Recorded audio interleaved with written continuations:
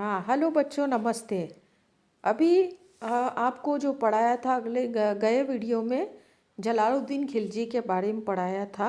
अब हम पढ़ेंगे अलाउद्दीन खिलजी।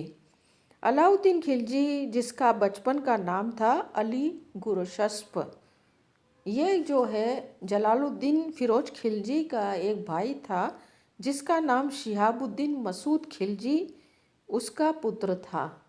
और शिहाबुद्दीन मसूद खिलजी की जो है अलाउद्दीन की जब बहुत छोटा था तब उसकी मृत्यु हो गई थी। तो उसका लालन पालन जो है उसके चाचा जलालुद्दीन खिलजी ने किया था। और बाद में जो है उसको मतलब उसको अपना दामाद भी बना लिया था, अपनी पुत्री का विवाह किया था।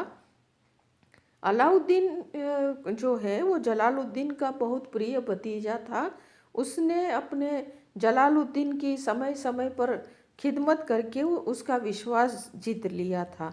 इसलिए जलालुद्दीन के राज्यकाल में अलाउद्दीन को अमीर तुजुक या उत्सवों का अध्यक्ष और उसके भाई अलमास बेग, जिसे अलाउद्दीन के शासनकाल में उलुग खां की उपाधि दी गई थी, उसको आखुर बेग या घुड़सवारों का जो अध्यक्ष होता है वो नियुक्त किया था।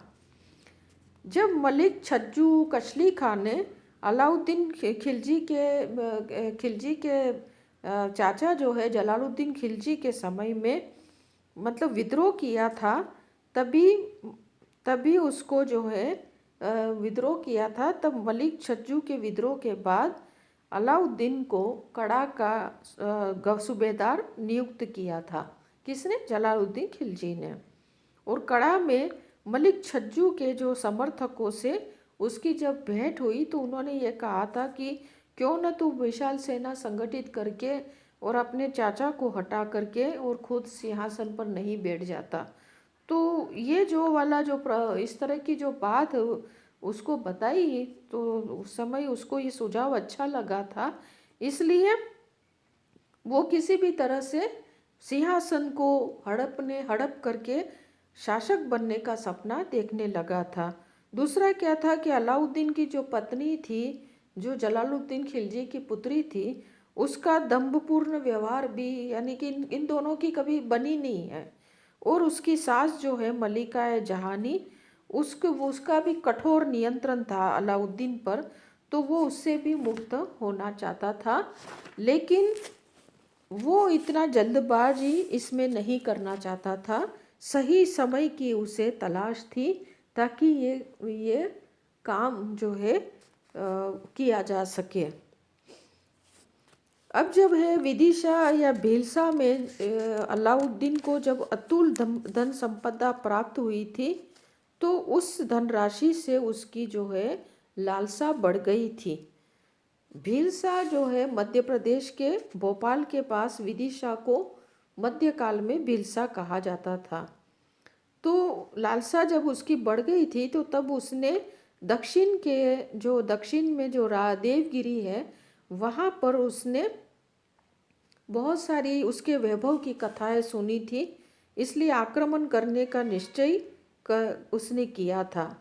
तो इस समय देवगिरी पर यादव वंश का राजा जो है रामचंद्र राज्य कर रहा था।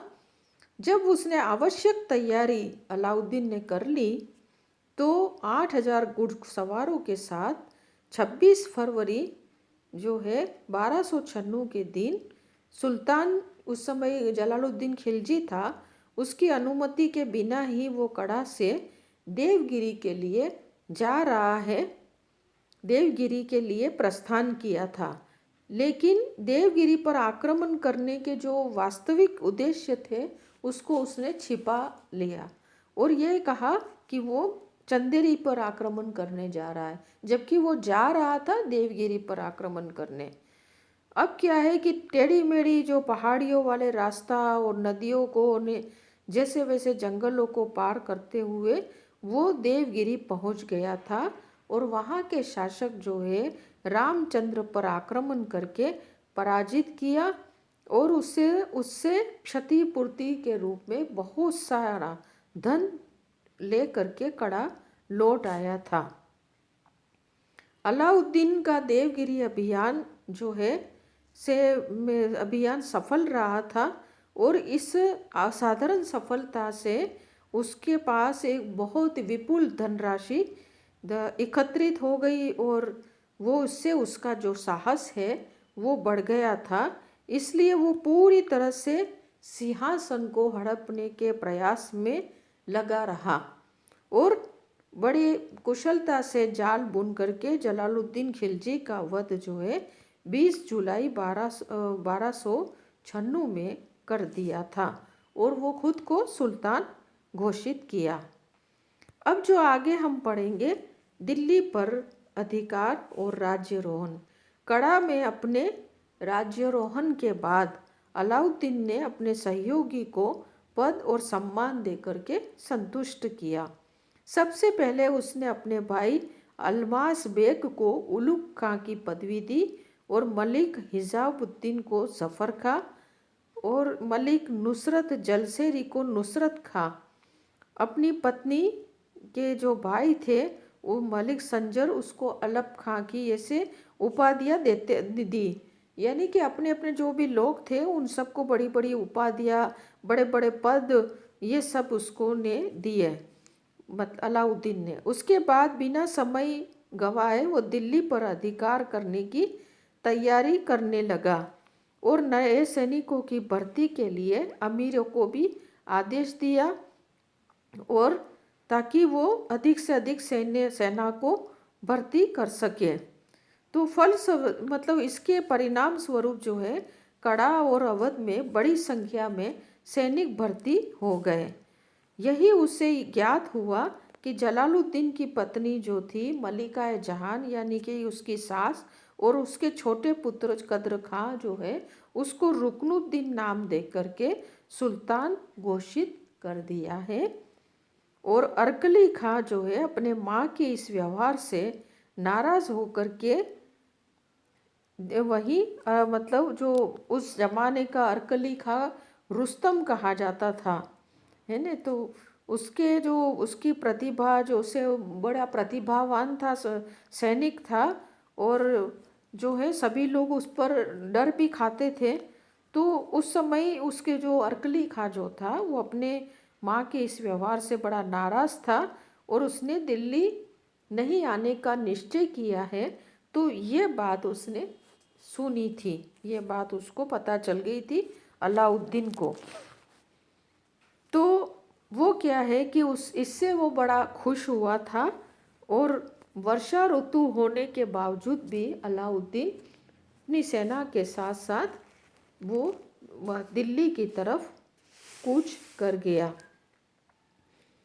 तो जहाँ भी वो पड़ाव डालता था वहाँ पर उसने सोने और चांदी के सिक्कों को बांटना शुरू कर दिया था, और रास्ते में जो मिले मतलब उसने ऐसे करके मतलब सिक्के इसलिए बांटे थे ताकि लोग उससे खुश हो जाए, और जलालुद्दीन के साथ उसने जो दुर्व्यवहार किया है, दुर्व्यवहार क्या उसकी हत्या कर दी है, इतना बड़ा अपराध किया है, वो उसे भूल जाए। तो इसलिए ये सब कर रहा था वो। और उसने जितने भी मतलब बड़े बड़े प्रतिभाशाली उस समय के जो दरबारी थे, अमीर थे, इन सबको भी जो पहले अलाउद्दीन के विरुद्ध रहते थे, वो सारे को अपनी ओर मतलब धन और प्रलोभन से अपनी ओर मिला दिया। उनको मतलब मन सोना दिया, चांदी दी, इस तरह से मतलब सैनिकों को भी बहुत सारे सोने चांदी के टंके बांटे। इस तरह के सारे लोगों को उसने अपनी ओर मिला दिया। जलालुद्दीन खिलजी के पक्ष के लोग थे, उसको भी अपनी ओर मिला लिया। तो तब मलिका जहानी जो थी उसकी सास, उसने अपने दूसरे पुत्र अरकली खां को दिल्ली आकर के सिंहासन ग्रहण करने को कहा था। लेकिन अरकली खां जानता था कि इस समय अलाउद्दीन का जोर बहुत बढ़ गया है, और उसने सारे जो अपने उसके लोग थे जलालुद्दीन खिलजी उसके, तो इन सबको उसने अपने पक्ष में कर दिया है। इसलिए उसने मलिका जहानी जो उसकी माँ थी उसको मना कर दिया कि वो नहीं आ सकता, क्योंकि इस समय शत्रु का पलड़ा जो है वो बड़ा भारी है। और अरकली खा के इसी इनकार से अलाउद्दीन जो है बहुत प्रसन्न हुआ था। इसलिए प्रसन्न हुआ। अब क्या है कि अक्टूबर के दूसरे सप्ताह में उसने यमुना को पार करके दिल्ली के पास सीरी जो है वहाँ पर उसने शिविर गाड़ दिए और रुकनुद्दीन की सेना के साथ मुकाबला करने के लिए बाहर आया। और युद्ध आरंभ होने से पहले ही उसके रुकनुद्दीन के जितने भी सैनिक थे वो सारे सैनिक जो है अलाउद्दीन से मिल गए। और अंत में रुकनुद्दीन और उसकी माता मलिका जहान यानी कि अलाउद्दीन खिलजी की सास और उसके जो साले वगैरह जो है वो सारे वहाँ पर सब छोड़ छोड़ा के दिल्ली से मुल्तान की ओर चले गए। अब जिस तरह से दिल्ली में 20 अक्टूबर 1296 को अपने आप को विजय घोषित करता हुआ राजधानी में प्रवेश किया और बलबन के उसी किलो खड़ी के लाल महल में एक बहुत बड़ा समारोह आयोजित किया। और उस समारोह में वो गद्दी पर बैठा और अबुल मुजफ्फर सुल्तान अलाउद्दीनिया व दीन मोहम्मद खलजी की उपाधि धारण की। उस समय दिल्ली के लोग जो थे उनके प्रति उसका व्यवहार बहुत ही उदारता पूर्ण रहा और उदारतावश उसने बहुत सारे उपहार दिए। कितने शेखों और उलेमाओं को मतलब खुले हाथ यानी मुक्त हस्त से धन और भूमि दान में दिए। दावतों का दौर चलाया, बाजारों में भी शामियाने गाड़ करके जनता को खाना पीना ये शराब पार्टी ये सब कुछ भी बांटे, खिलाया, खाना खिलाया और बड़े बड़े समारोह आयोजित किए। उसमें बहुत अच्छे मीठे पेय शराब वगैरह वितरित किए। सेनाओं को भी, सेना में भी जितने भी सैनिकों थे उनको भी 6-6 माह का वेतन था वो एडवांस में दिया। इस तरह से सारे लोगों को अपने पक्ष में कर दिए ताकि वो मृत जो उसका जो उसके ससुर जी जलालुद्दीन खिलजी की जो इसने हत्या की थी उसका दाग धुल जाए और लोग भूल जाए कि जलालुद्दीन की भी कभी इसने हत्या की थी, ये बात भूल जाए। तो इस तरह से दिल्ली में भी राज्यारोहण के बाद भी अलाउद्दीन खिलजी ने एक दूरदर्शी राजनीतिज्ञ होने का परिचय दिया था और उसने मिलीजुली सरकार का गठन किया था जिसमें 3 वर्ग थे। पहले वर्ग में बलबन और केकुवाद के समय के अमीर जो अभी भी महत्वपूर्ण पदों पर काम कर रहे थे वे, दूसरे जलालुद्दीन खिलजी के समय के अमीर जो अब उससे मिल गए थे और तीसरा अलाउद्दीन खिलजी के खुद के अपने अमीर अनुयायी जो उसे चाहते थे। इस प्रकार जलालुद्दीन का प्रसिद्ध जो वजीर था ख्वाजा खातिर उसे भी उसके पद पर स्थायी किया। इसके अलावा काजी सदरुद्दीन जो है जो काजी मुमालिक के पद पर उसको नियुक्त किया और जितने भी बड़े बड़े उस जमाने के जो थे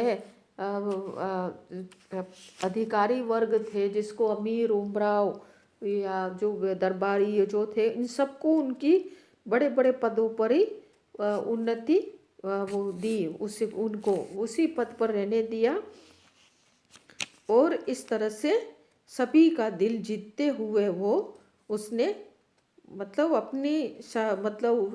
अपनी शासन का अच्छी दूरदर्शिता का परिचय दिया था।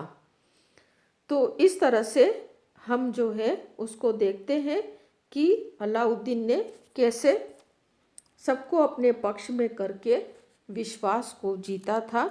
अब आगे हम उसको बताएंगे कि सिंहासन पर बैठने के बाद जो है अलाउद्दीन खिलजी को किन किन कठिनाइयों का सामना करना पड़ा, ये हम अगले वीडियो में बताएंगे। Thank you.